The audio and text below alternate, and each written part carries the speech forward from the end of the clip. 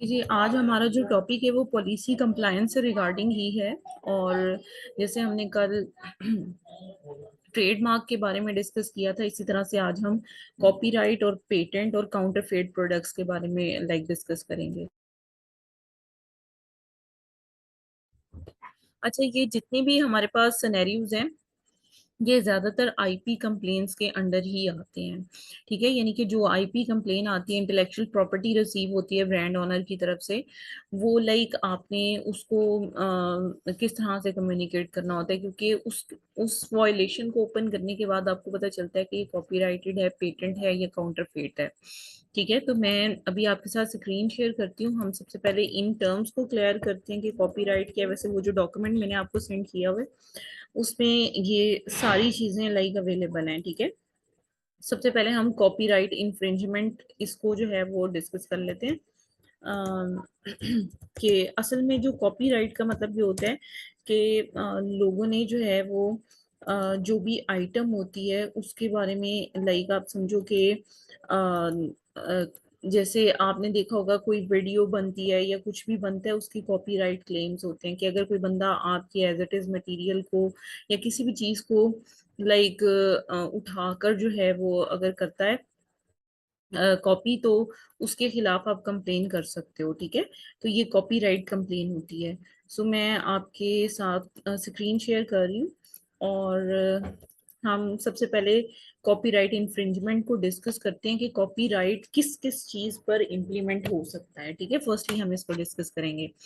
अब देखिए, अमेजोन जो है वो रिस्पेक्ट करता है इंटेलेक्चुअल प्रॉपर्टी दूसरों की जो भी होती है। ठीक है, उसकी अगर आप बिलीव कर रहे हो कि आपका जो भी काम है वो कॉपीड है, ठीक है, या कोई भी बंदा जो है वो काम कर रहा है वो कॉपी है, तो उस पर कॉपीराइट इन्फ्रिंजमेंट लागू होती है। ठीक है, और आपको नोटिस मिलेगा।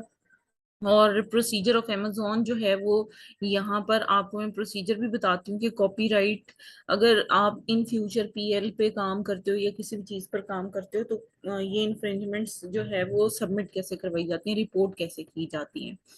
अब देखो, जब भी हमने कॉपीराइट इन्फ्रिंजमेंट को क्लेम करना होता है, हमें please submit your complain using online form. ठीक है, ऑनलाइन फॉर्म यहाँ पर लिंक अवेलेबल है, इस पर आप क्लिक करके ऑनलाइन फॉर्म के थ्रू जो है ये इन्फ्रिंजमेंट जो है वो आप सबमिट करवाते हो।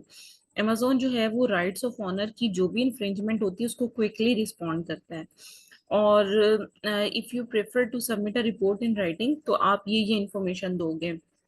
अब इसमें इलेक्ट्रॉनिक या फिजिकल सिग्नेचर होने चाहिए जो कि ऑनर कॉपीराइट के होते हैं। जो आपको कंप्लेन आती है ना ऑनर की तरफ से, उसमें से वो इन चीजों के ऊपर फोकस करते हैं। ये चीजें, ये डॉक्यूमेंट्स अमेजोन को प्रोवाइड करते हैं जिसकी भी हाफ पर आपका अकाउंट जो है वो सस्पेंड होता है। ठीक है, अब अगर कॉपीराइटेड वर्क है, डिस्क्रिप्शन कॉपीराइटेड है, मोस्टली क्या होता है कि एक लिस्टिंग होती है ब्रांड की एक्चुअल, और फिर हम एक समझो कि उसी की कॉपीड एक जो है वो लिस्टिंग, डुप्लीकेट लिस्टिंग बना देते हैं ड्रॉप शिपिंग के लिए, तो वो मोस्टली कॉपीराइटेड वर्क में आता है। ठीक है, अब description of where the material you claim is infringing is located on the site.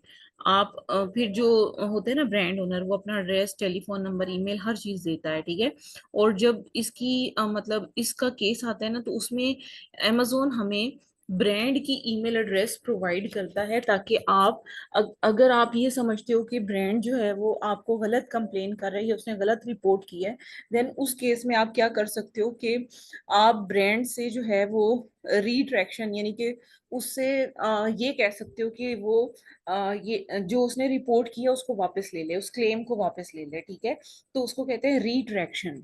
ठीक है, कि वो जो भी उसने आपके खिलाफ सबमिट करवाया है उससे वो दावा वापस ले ले, समझ लें। ठीक है, अब इसमें देखें, a statement by you that you have a good faith belief that dispute used is not authorized by copyright owner।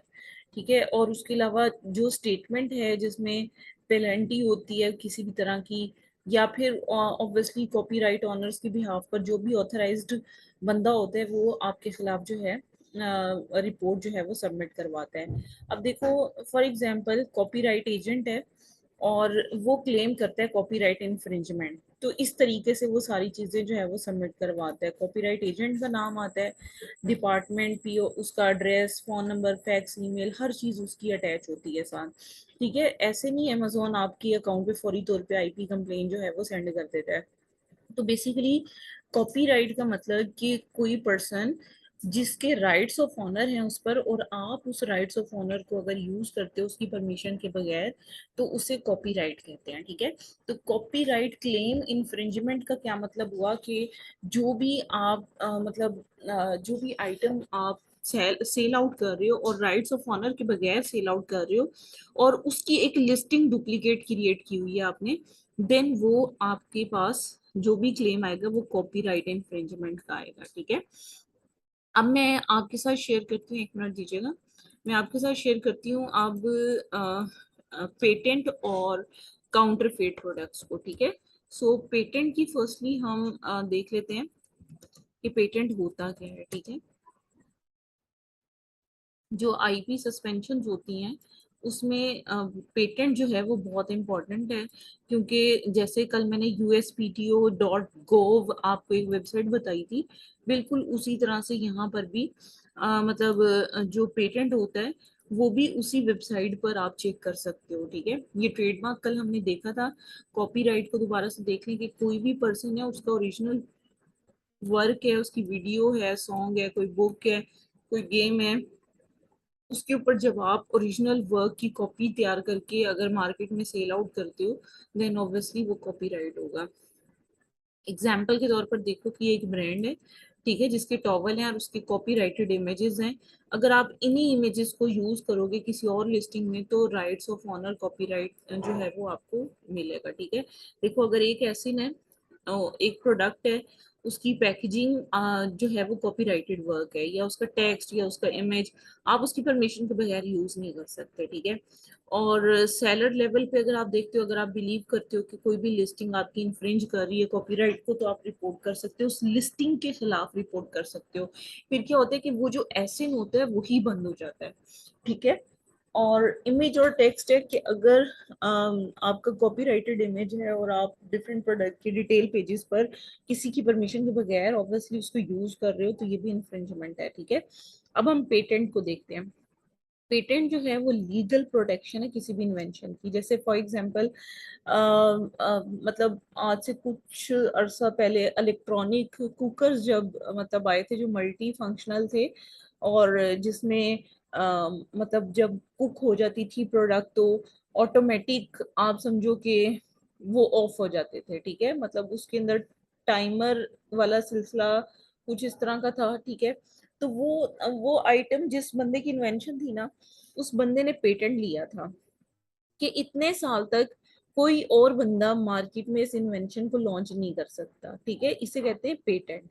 For example अगर मैं आपको पाकिस्तान की एग्जांपल दूं तो डेवो कंपनी जब बनी थी उस टाइम पे आप देखो कि कोई और कंपनी नहीं थी, और बहुत अरसा सिर्फ डेवो ने इस तरह की सर्विसेज दी थी। और क्योंकि उन्होंने पेटेंट जो है वो कमिट किया हुआ था पाकिस्तानी गवर्नमेंट के साथ कि इतने साल तक सिर्फ हम लोग बिजनेस करेंगे, उसके बाद हमारा ये पेटेंट का पीरियड खत्म होगा और फिर कोई और बंदा इस सर्विस को यहाँ पर लॉन्च कर सकता है। ये सिर्फ समझाने के लिए एग्जाम्पल दे रही हूँ। ठीक है, ताकि आपको थोड़ा अंदाजा हो जाए। अब किसी की भी कोई इन्वेंशन है, ये कोई फिक्स नंबर ऑफ ईयर्स के लिए कमिटमेंट होती है ये। ठीक है, अब टू प्रिंसिपल टाइप्स होते हैं पेटेंट के, एक यूटिलिटी पेटेंट होता है और एक डिजाइन का पेटेंट होता है। यूटिलिटी पेटेंट का मतलब कि वो प्रोडक्ट कोई और नहीं बना सकता। ठीक है, यानी कि जैसे यूटिलिटी बिल होता है, यूटिलिटी स्टोर्स होते हैं, इसी तरह यूटिलिटी प्रोडक्ट्स भी होती हैं। ठीक है, जो कोई और बंदा उसको यूटिलाइज नहीं कर सकता। उसके बाद कुछ डिजाइन ऐसे होते हैं जो डिजाइन कॉपी नहीं किए जा सकते, वो समझे कि वो डिजाइन फिक्स होता है। जैसे मैंने अभी आपको प्रेशर वो कुकर की एग्जांपल दिया, बिल्कुल उसी तरह से वो डिजाइन उसका पेटेंट था, उसके फंक्शन उसके फीचर्स जो हैं वो पेटेंट थे। तो जो यूटिलिटी पेटेंट्स हैं वो मोस्ट कॉमन पेटेंट्स होते हैं। और जैसे न्यू मशीन है कोई, या आर्टिकल ऑफ मैन्युफैक्चरर है, या कोई भी अगर कंपोजिशन है मैटर की या प्रोसेस की, जो अगर कोई स्ट्रक्चर है या फंक्शन है प्रोडक्ट का, वो सब पेटेंट्स हो सकते हैं। ठीक है, अब यूटिलिटी पेटेंट जो है उसको देख लेते हैं कि यूटिलिटी पेटेंट जो है वो ट्रेडमार्क से डिफरेंट है, ठीक है। क्योंकि जो पेटेंट है वो यूजली इन्वेंशन को जो है वो प्रोटेक्ट करता है, ठीक है। जबकि जो ट्रेडमार्क होता है वो लोगो या वर्ड वगैरह होता है, ठीक है। इन दोनों में फर्क आपको बहुत क्लियर पता होना चाहिए। पेटेंट का मतलब कि उस इन्वेंशन की सिक्योरिटी या प्रोटेक्शन है, लेकिन जो मतलब ट्रेडमार्क है उसमें सिर्फ एक वर्ड या लोगो की प्रोटेक्शन होती है, और ये लॉन्ग टर्म होती है जो ट्रेडमार्क होते हैं। और जो यूटिलिटी ये जो पेटेंट्स होते हैं इनका एक खास ड्यूरेशन होता है, इसकी नंबर ऑफ इयर्स होते हैं कि 5 साल के लिए, 10 साल के लिए, 20 साल के लिए, ठीक है। अच्छा, अगर कोई भी एसिन या प्रोडक्ट अमेजोन पे आपकी यूटिलिटी पेटेंट को इन्फ्रिंज कर रही है तो ऑब्वियसली वो फिर दोबारा कंप्लेन होगी, ठीक है। अब डिजाइन पेटेंट जो है वो यूनिक लुक जो भी प्रोडक्ट की होती है, अब जैसे मैं डेवो की एग्जांपल दे रही थी वो डिजाइन पेटेंट थे कि इस डिजाइन की इन फीचर्स वाली कोई भी बस नहीं चल सकती, ठीक है। तो बिल्कुल उसी तरह से यहाँ पर भी पेटेंट जो है वो डिजाइन पेटेंट अलग से होते हैं, ठीक है। अब इसमें एक और चीज मैं आपको बताती हूँ, पैरेलल इंपोर्ट, ठीक है। क्योंकि ये सब जो पैरेलल इंपोर्ट और पेटेंट और ये सब आईपी इन्फ्रिंजमेंट में ही आते हैं, ठीक है। आईपी जो इन्फ्रिंजमेंट होती है वो डिफरेंट तरीके की हो सकती है। अब पैरेलल इंपोर्ट का जनरल मैं पहले आपको कॉन्सेप्ट बता देती हूँ। फॉर एग्जाम्पल एक प्रोडक्ट है, वो यूएसए में सेल आउट हो रही है। अब ब्रांड की तरफ से रेस्ट्रिक्शन है कि वो प्रोडक्ट यूएसए से खरीद के आप यूके में सेल नहीं कर सकते, इसको कहते हैं पैरेलल इंपोर्ट, ठीक है। यानी कि आप सेम प्रोडक्ट को एक ही एरिया में सेल करने के पाबंद होते हो। अगर आप रीसेल किसी और कंट्री में करते हो तो उस पर पैरेलल इंपोर्ट जो है वो लगाता है कौन, जो ब्रांड ओनर होता है, ठीक है। अब देखो, मैं जो राइट ओनर्स होते हैं वो ज्यादातर थर्ड पार्टीज को प्रोहिबिट कर रहे होते हैं कि वो उसकी प्रोडक्ट्स जो है वो यूरोपियन इकोनॉमिक एरिया या ब्राजील से उनकी इजाजत के बगैर जो है वो ना लेकर जाए, ठीक है। तो मोस्ट ऑफ द टाइम ये रीसेल होनी होती है प्रोडक्ट, तो वो कहते हैं लीगली इम्पोर्ट हो ऑथराइजेशन के साथ। ब्रांड की ऑथराइजेशन उसमें इंपॉर्टेंट है। अगर ब्रांड से ऑथराइजेशन नहीं लेते, यूजुअली ये यूके में ये वाला मतलब सीन होता है कि यूके में अगर कोई भी प्रोडक्ट बाहर से इंपोर्ट की जाए या यूके की प्रोडक्ट बाहर जाए, वहां पर ज्यादातर ये इशू आते हैं, IP infringement of parallel import. मेरे एक स्टूडेंट की उस पर आई हुई है कंप्लेन इस तरह की पैरेलल इंपोर्ट की, तो वो ब्रांड ने बेसिकली की है। अच्छा, अब आप you can report parallel import as a trademark. अब इसमें पैरेलल इंपोर्ट में ट्रेडमार्क भी आ जाता है, कॉपीराइट भी आ जाता है, किसी भी तरह की मतलब उस पर हो सकती है, ठीक है। अच्छा, उसके बाद है राइट्स ऑफ पब्लिसिटी।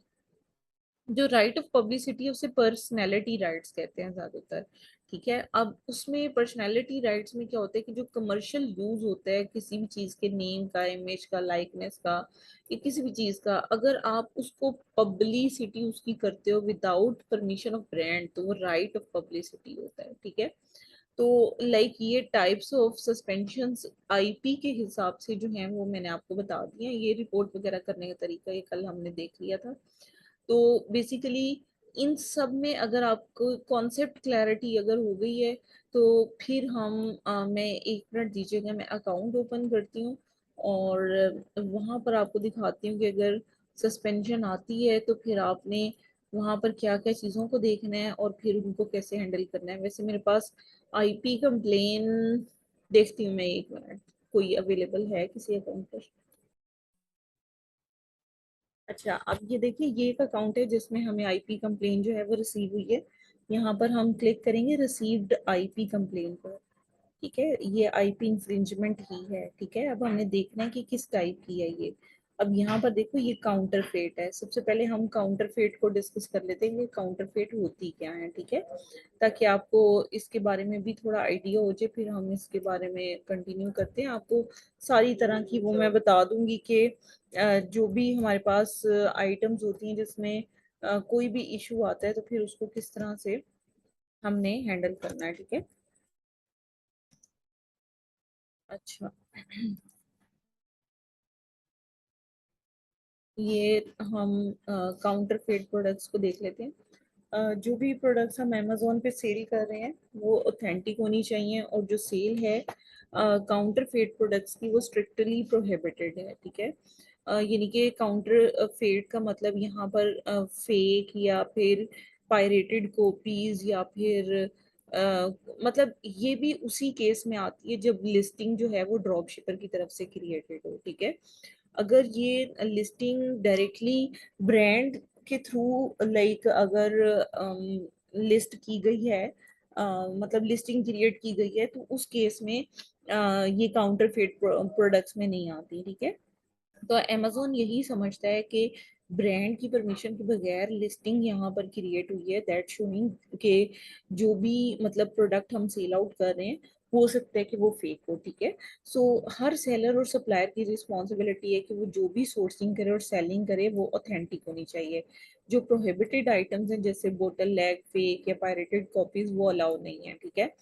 और वो कहते हैं कि हम इमीडिएटली सस्पेंड कर देंगे या टर्मिनेट कर देंगे अमेजोन सेलिंग अकाउंट, और डिस्पोज ऑफ कर देंगे कोई भी inauthentic product in our fulfilment, ठीक है। और फिर वो कहते हैं कि we work with manufacturers, right holders and content holders, ठीक है, ताकि इनऑथेंटिक प्रोडक्ट्स को से बचा जा सके और उनकी उनके बारे में आइडेंटिफाई किया जा सके, ठीक है। इसलिए हम सस्पेक्टेड लिस्टिंग की बेस पर हम अपने रिव्यू देखते हैं प्रोडक्ट पर, और राइट होल्डर और लॉ इन्फोर्समेंट के जो भी लॉज हैं उसके मुताबिक, और फिर हम देखते हैं कि कौन सा सेलर या वेंडर इनऑथेंटिक प्रोडक्ट जो है वो सेल आउट कर रहा है। ये मतलब सस्पेंशन की बुनियाद नहीं, क्या उसको कहते हैं, एक मतलब अ, एक minute, suspected, yes, suspected word है एक, उसकी बुनियाद पर यानी कि शक की बुनियाद पर ये आपका जो है वो ये वाली मतलब आती है, आपको कंप्लेन आती है। अब वो कहते हैं sale of counterfeit product strictly prohibited, you may not sell any product that are not legal for sale, ठीक है। और you must provide record about authenticity of your product अगर अमेजोन कोई भी डॉक्यूमेंटेशन रिक्वेस्ट करता है, ठीक है। अब आप सिर्फ ऑथेंटिक और लीगल प्रोडक्ट सेल करें, ये प्रोडक्ट्स इस तरह से सेल आउट ना करें जो इन्फ्रिंज कर रही हो। आप अपनी इन्वेंट्री का रिकॉर्ड मेंटेन करें, जो भी सेलिंग है अगर आप इन ऑथेंटिक प्रोडक्ट सेल आउट करें तो उसके कॉन्सिक्वेंसेस भुगतने के लिए आप तैयार हो जाएं।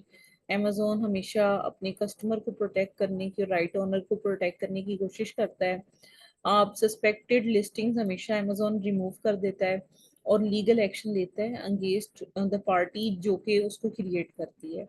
फिर जो भी रिपोर्ट होती है इनऑथेंटिक प्रोडक्ट्स के वजह से, वो उसके बैकएंड पे ए टू जी गारंटी क्लेम होते हैं और इस तरह की चीज़ें अवेलेबल होती हैं, ठीक है। और लेकिन मोस्ट ऑफ द टाइम जैसे ये अकाउंट मैं आपको दिखा रही हूँ, इस अकाउंट पे भी इसी तरह से हुआ है कि प्रोडक्ट की एक भी मतलब प्रोडक्ट सेल आउट नहीं की, लेकिन क्या हुआ है कि जैसे ही क्रिएट की है साथ ही लिस्टिंग की है आइटम की, साथ ही काउंटरफेट की जो है वो विदाउट टेस्ट बाय की जो है वो कंप्लेन हो गई। तो लाइक ये चीज होती है, ड्रॉप शिपिंग में ये चीजें साथ साथ चलती हैं, ठीक है। तो मोस्ट ऑफ द टाइम ये होलसेल में भी ये काम हो जाता है, even online arbitrage, retail arbitrage, इन सब मॉडल ऑफ बिजनेस में भी ये हो जाता है, काउंटरफेट प्रोडक्ट्स का इशू आ जाता है, ठीक है। अब मतलब इस तरह के जो अकाउंट्स होते हैं जिस पर इस तरह की वो आ जाती है। अभी ये मैं काउंटरफेट की आपको दिखाई है, अभी मैं आपको पेटेंट की भी दिखाऊंगी, ठीक है।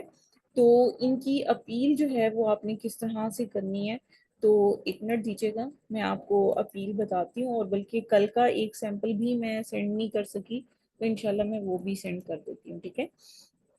अब हम डिस्कस करते हैं कि अगर काउंटरफेट प्रोडक्ट्स आ जाती हैं और इसकी सस्पेंशन आ जाती है हमारे पास, तो हमने इस तरह की सस्पेंशन को किस तरह से हैंडल करना है, बिकॉज ये वैसे इनका जो है ना, एक होता है कि 180 डेज के बाद खुद से रिमूव भी हो जाती हैं, तो इसलिए इनको कम्युनिकेट करना बहुत इंपॉर्टेंट नहीं होता, लेकिन अगर आप कर दें तो वो अच्छा होता है, ताकि लाइक उसमें ये होता है कि आपकी अकाउंट की सिक्योरिटी होती है बहुत ज़्यादा। अगर और भी इश्यूज आ रहे हैं अकाउंट में और उसके साथ आईपी कंप्लेंट्स भी आ रही हैं तो अकाउंट डीएक्टिवेट हो सकता है, ठीक है। लेकिन अगर सिर्फ आईपी कंप्लेन आए तो रिस्क पर चला जाता है अकाउंट, लेकिन डीएक्टिवेट नहीं होता, ठीक है। अच्छा, अब आप जो है काउंटरफेट आईपी कंप्लेन जो है उसमें सबसे पहले लिखोगे कि ये लिस्टिंग मैंने क्रिएट नहीं की, ठीक है। और आप ऐसे नंबर लिख दीजिएगा, फिर उसके बाद बताइएगा देयर वर नो रिस्ट्रिक्शन और अप्रूवल रिक्वायर्ड बाय अमेजोन कि मैं इस प्रोडक्ट को सेल आउट करूं, इसलिए मुझे ये लगा कि ये सेफ परचेज है। आप सप्लायर का नेम लिख दें और बता दें उससे कि लोकल स्टोर से लिया है या ऑनलाइन स्टोर से लिया है और आपने इसको अमेजोन पे सेल आउट किया है, ठीक है। अब आप बताओगे कि बस इसमें छोटे छोटे plan of action he required होते हैं, कोई बहुत lengthy plan of action submit करवाने की जरूरत नहीं होती, ठीक है। आप उससे बताओ कि हमें जब ये नोटिस मिला है तो हमने अभी कोई भी प्रोडक्ट उसकी सेल नहीं की इस केस में, लेकिन अगर सेल की हो तो आप उस उन्हें कहोगे कि हम फर्दर इसको सेल नहीं करेंगे। अमेजोन ने लिस्टिंग ब्लॉक कर दी है, इसलिए हम मेक श्योर करते हैं कि ऑब्वियसली लिस्टिंग क्लोज है, सो हमने उसके जितने भी ऑर्डर्स हैं उसको रिमूव कर दिया है एज सुन एज पॉसिबल, उसको अनब्लॉक कर दिया है। और I have reach out to the right owner to apologise and request a retraction. जो रीट्रैक्शन ईमेल है वो भी मैं आपको सेंड कर दूंगी, क्योंकि वो जो मेन अकाउंट की प्राइमरी ईमेल होती है उस ईमेल से वो रिट्रैक्शन ईमेल आपने सेंड करनी होती है, ठीक है।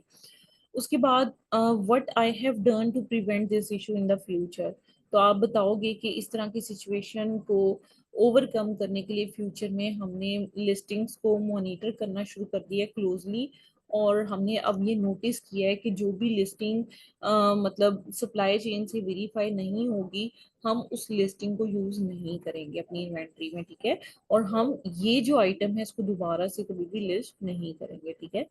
ये काउंटरफेट की आपको मैंने अपील बता दी है, ठीक है। काउंटरफेट के बाद अब मैं आपको कॉपीराइट की बताती हूँ, ठीक है। तो ये बिल्कुल छोटी छोटी सी मतलब माइनर इसको कहते हैं, लेकिन ये अकाउंट में अगर ज्यादा आ जाए तो अकाउंट सस्पेंड हो सकता है, ठीक है, इसलिए इनको भी रिमूव करवाया जा सकता है।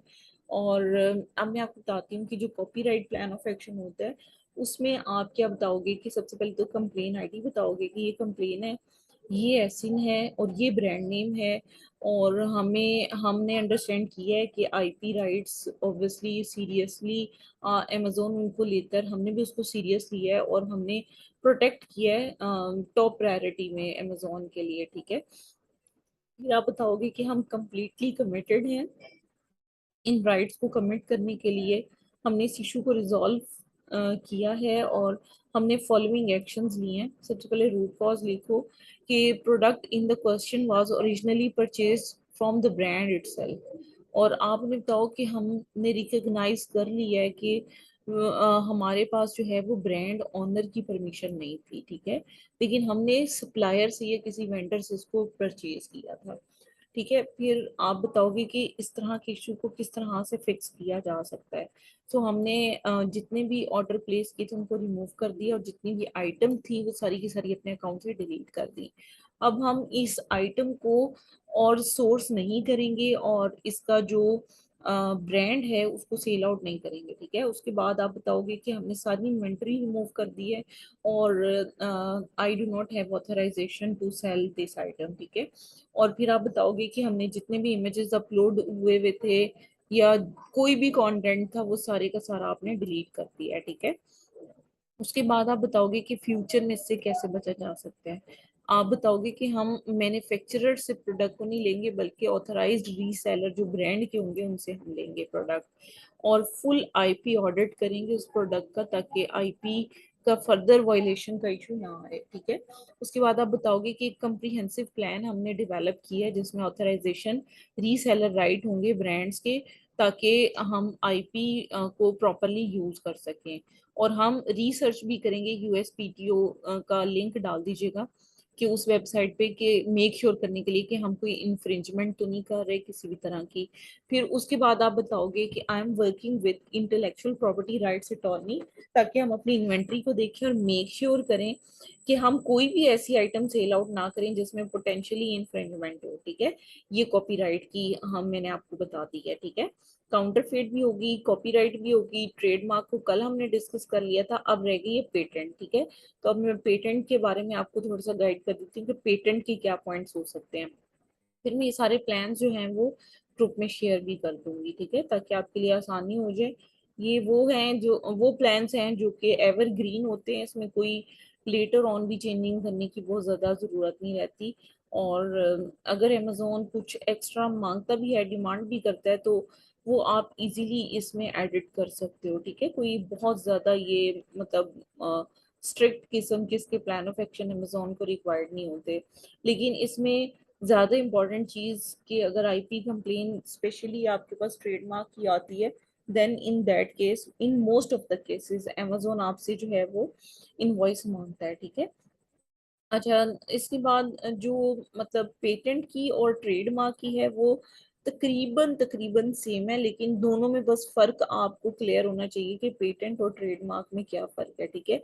वो वही पॉइंट्स जो हमने कल डिस्कस किए थे ट्रेडमार्क से रिगार्डिंग, जो कल की क्लास में हमने डिस्कस किए थे, उसको आप देख सकते हो, ठीक है।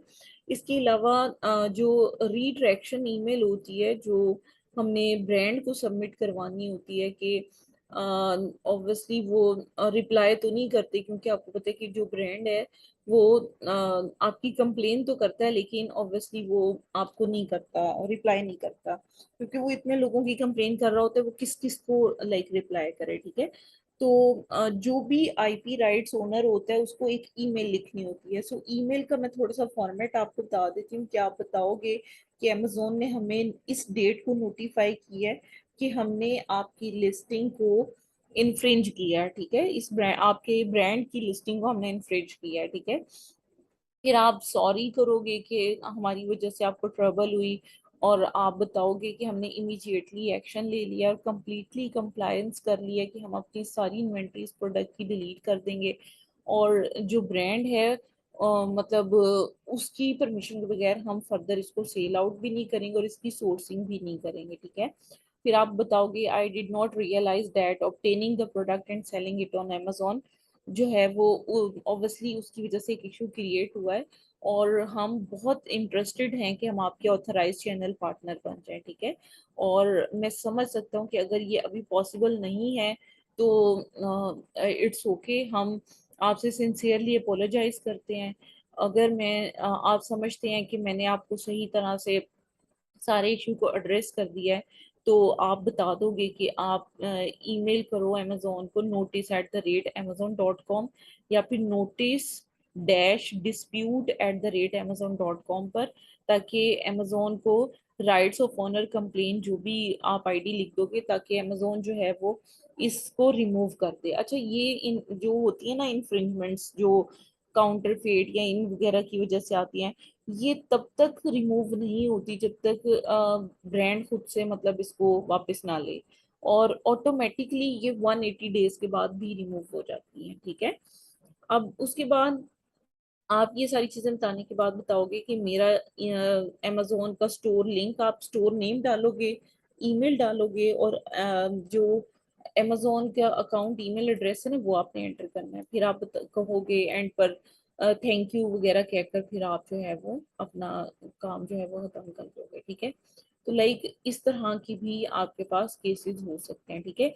तो अब हम तकरीबन मतलब जो जो केसेस अब तक डिस्कस कर चुके हैं, उसमें हमने न्यूली अकाउंटेड जो सस्पेंशन होती है वेरिफिकेशन के दौरान, जो अकाउंट सस्पेंड हो जाते हैं, उनके बारे में हमने डिस्कस कर चुके हैं। सेकेंडली, हम drop shipping policy violation section 3 और जितनी भी ये अकाउंट हेल्थ के इश्यूज होते हैं, जो माइनर इश्यूज जिसे हम कहते हैं, ठीक है, ये सब हम जो हैं वो डिस्कस कर चुके हैं।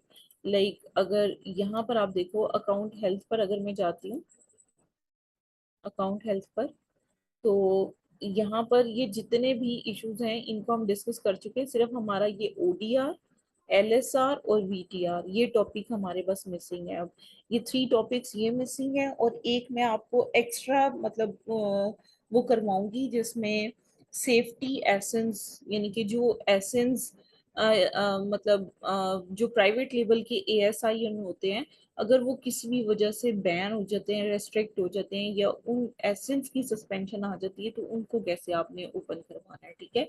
तो ये टॉपिक्स हमारे रह गए हैं। तो इंशाल्लाह ये जो ओडीआर, वीटीआर और एलएसआर वाले हैं, ये तो हम क्विकली इसको कवर कर लेंगे। जो हमारे पास है ना सस्पेंशन, ये सेफ्टी एसेंस की, ये काफी लॉन्ग डिस्कशन है, इसमें डिटेल डिस्कशन है, इसके एक अकाउंट हमने एक एसिन जो है वो रिसेंटली मतलब रीइंस्टेट भी करवाया, उसकी सारी इंफॉर्मेशन भी मैं आपको शेयर करूंगी।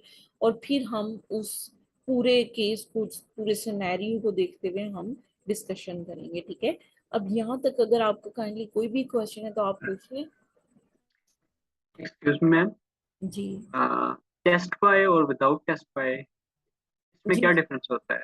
देखें, उसमें टेस्ट बाय का मतलब ये होता है कि आपने टेस्टिंग के लिए प्रोडक्ट खरीदी है पहले, ठीक है, और फिर आपने वो टेस्टिंग करने की बजाय वो आपने सेल आउट करना शुरू कर दिया, विद टेस्ट बाय होता है ये।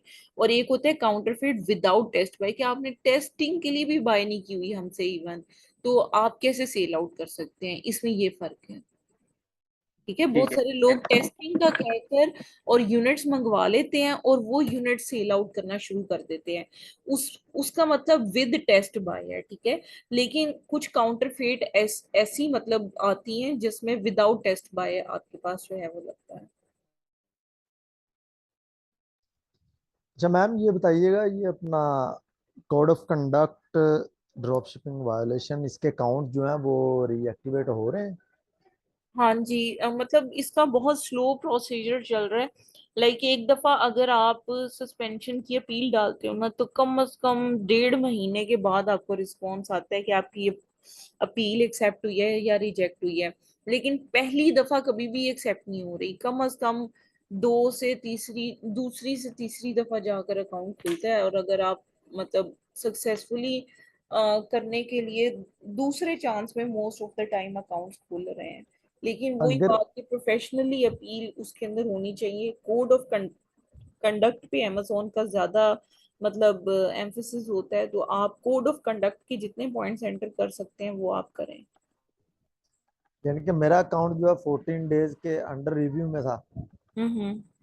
तो उसके बाद मैंने अकाउंट वैसे ही उससे पहले ही, यानी कि मैंने वेकेशन मोड पे लगा दिया था, तो अंडर रिव्यू की मेल आ गई थी, अंडर रिव्यू रहा है, तो उसके दौरान वो ऑपरेट नहीं हुआ। तो फिर मैंने तकरीबन 15-20 दिन बाद दोबारा से उसको एक्टिवेट करके 2 ऑर्डर डिस्पैच किए हैं, तो कोड ऑफ कंडक्ट की ईमेल आ गई है और ड्रॉप शिपिंग वायलेशन की। अच्छा, पहले रिव्यू खुल गया था आपका?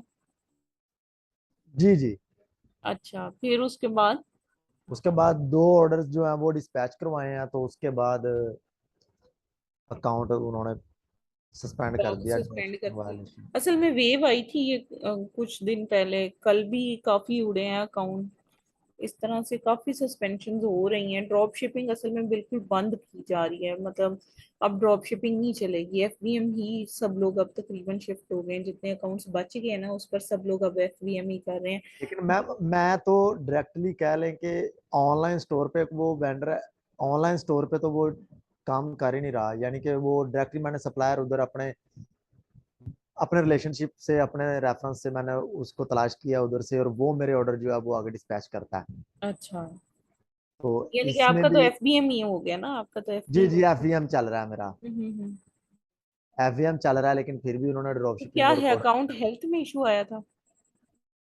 हेल्थ भी बिल्कुल गुड चल रही है, हर चीज ओके है, कोई वायलेशन नहीं है किसी किस्म की। बस मेल देखी है, हम्म।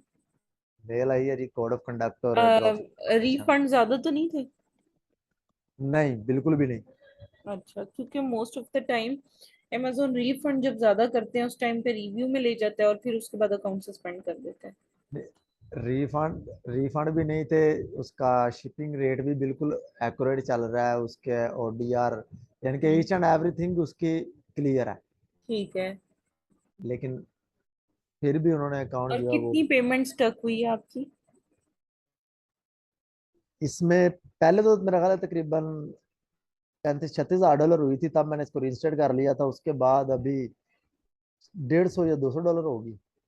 अच्छा, सही सही। तो चलें। अभी अगर मैं इस पे अपील नहीं मैंने पहले डाली, मैं अगर पहले अपील डाल, किस तरह, पहले क्या वायलेशन थी जिस पर आपने पहले रीइंस्टेट? तो वो लिंक अकाउंट की वजह से सस्पेंड हो गया था ना मेरा, सेकंड अकाउंट ओपन हुआ था, तो उसके अंदर मेरा जो अपना एलएलसी वाला अकाउंट है ना, इसका एक ऑफिशियल कार्ड कंपनी नेम पे जो आया था वो उधर लग गया था, दूसरे सेकंड अकाउंट अकाउंट पर। पे? जी जी, सेकंड अकाउंट पे लग गया था, अटैच हो गया था, तो इस वजह से फिर ये सस्पेंड हो गया था। फिर मैंने पहले उसको रजिस्टर्ड किया, हम्म। फिर उसके बाद पहले तो मैंने 2-3 अपीलें उनकी डाली थी, लेकिन नहीं था एक्टिवेट हुआ। तो फिर मेरी यानी कि मैंने कुदरती कॉल की है, तो वो जिसने ईमेल की थी सस्पेंशन की, उसी को कॉल मिल गई। तो उससे फिर मैंने पूछा, उसने कहा कि आपका कोई बैंक की डिटेल्स वगैरह कोई मैच हो रही हैं। तो फिर मैंने वो अलहदा की थी, अलहदा करके साथ अटैच करके फॉरवर्ड की हैं, तो अकाउंट ओपन हो गया था। सही सही सही। ओपन होते ही वो अंडर रिव्यू में चला गया। उसके बाद मैंने यानी कि रात को मैंने वो सारा अकाउंट अपना एप्लीकेशन मोड पे लगाया, तो उसके बाद सेकंड डे मुझे आ गई है ये मेल जैसे अंडर ही रिव्यू। ओपन हुआ उसके फौरन बाद रिव्यू में चला गया। उसके बिल्कुल सेकंड डे कह लें कि आ जाके रात के टाइम कह लें, मुझे मेल आई है तकरीबन 11-12 बजे हम्म। एक्टिवेशन की, एक्टिवेट हुआ है। तो उसी वक्त मैंने इसको वोकेशन पे लगा दिया, और सुबह को 10-11 बजे मैंने जब अकाउंट दोबारा ओपन किया, तो मेल आई हुई थी जीमेल पे। अच्छा। तो अभी अगर अपील डाल दूं, तो अगर इनके ऑफिशियल ईमेल पे जाकर डाल दें, तो हो सकता है जल्दी जी डीएक्टिव। जी आप देखें, इस तरह के जो अकाउंट्स होते हैं ना, अब उन्होंने क्योंकि एक दफा रीएक्टिवेट किया है ना, अब वो आपको थोड़ा टाइम लेंगे, लेकिन अपील जो है वो एज सुन एज पॉसिबल ही डाल देनी चाहिए, फर्स्ट अपील। सेकंड अपील अगर करने की नौबत आए तो फिर कुछ अर्सा, कम से कम हफ्ता 10 दिन ठहर के फिर नेक्स्ट अपील डालें।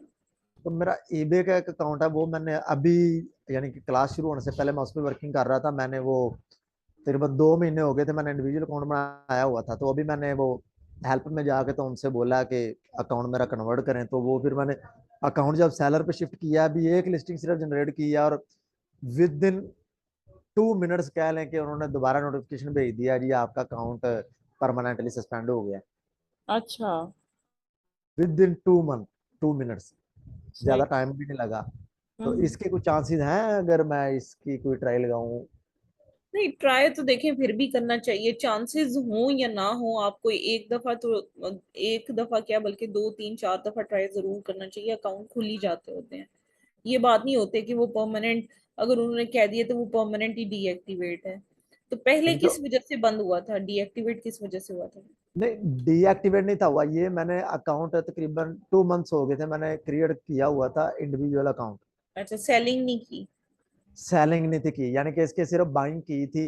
हम्म। मेरा लगा ले को $150-200 की बाइंग की हुई थी। तो अभी मैंने आज मेरे पास कोई एक नया सप्लायर मैं मिला था, तो मैंने उससे सारी अप्रूवल वगैरह ली है। तो मैं लिस्टिंग एक अभी क्रिएट किया उसकी, तो कह लें साथ ही उन्होंने सस्पेंड कर दिया है।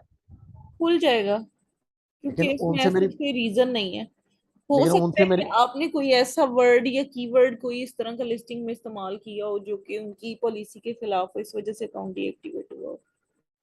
ये मुझे जो इससे पहले जो नोटिफिकेशन आया ना ईमेल का, जो मैंने बाइंग की थी ना, तो उसके ऊपर मेरे अंकल हैं, उधर ही होते हैं यूएसए में। तो उन्होंने वो अगर प्रोडक्ट का रेट $95 लगा था, तो शायद बिड में उन्होंने लिया है 87 का। अच्छा। बस वो बिड वाली प्रोडक्ट जो खरीदी थी, उसकी कह लें कि नोटिफिकेशन आया है। हम्म। उसका नोटिफिकेशन आने के बाद साथ ही 2 मिनट के बाद मुझे ये नोटिफिकेशन आ गया। सही सही सही। ये 7:56 पे उसका नोटिफिकेशन आया, 7:58 पे मुझे इसका आ गया, आपका अकाउंट सस्पेंड हो गया परमानेंटली। सही सही।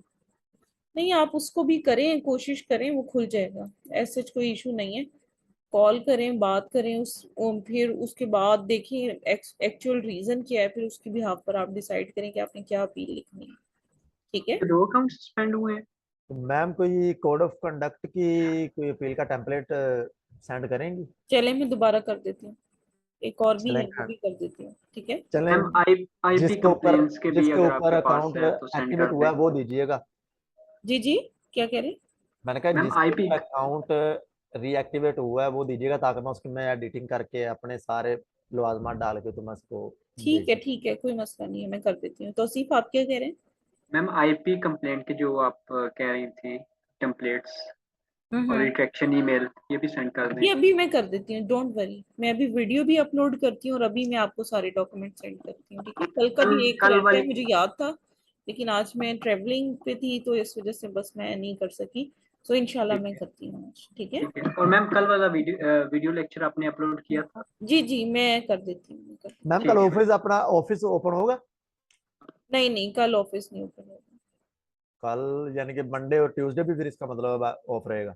जी जी, मंडे ट्यूसडे और वेनसडे की वापसी है मेरी, तो मैं इंशाल्लाह थर्सडे को ऑफिस हमारा ओपन होगा।